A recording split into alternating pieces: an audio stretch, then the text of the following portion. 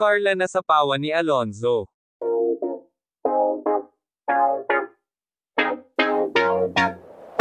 May makahulugan hugot si Carla Abellana tungkol sa moving on at sa panibagong kabanata ng kanyang buhay. Post niya, gamit ang quote ng British writer na si C.S.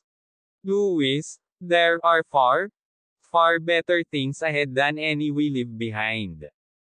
Umani agad ito ng samot-saring reaksyon mula sa mga katketera at sausawera. Anila, mag-over the bakod na raw ang aktres sa Kapamilya Network.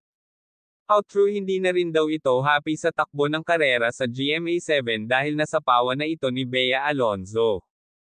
May mga nagmamoldite namang nagsasabing mega exit na raw ito dahil iniiwasan na nitong makatrabaho ang ex na si Tom Rodriguez na napabalitang magbabalik na sa showbiz. Iba naman ang pakahulugan ng ibang netizen sa kanyang cryptic post. Ito ang ilan sa mga komento ng kibutzers. Parang ang laki pa rin ng regrets niya sa desisyon niyang magpakasal. Baka finally ay mag-over the bakod na siya.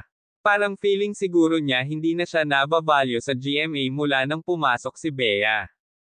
Pupunta siya kung saan siya mabibigyan ng importansya. From one of the prized leading ladies sa Kamuning, na downgrade siya.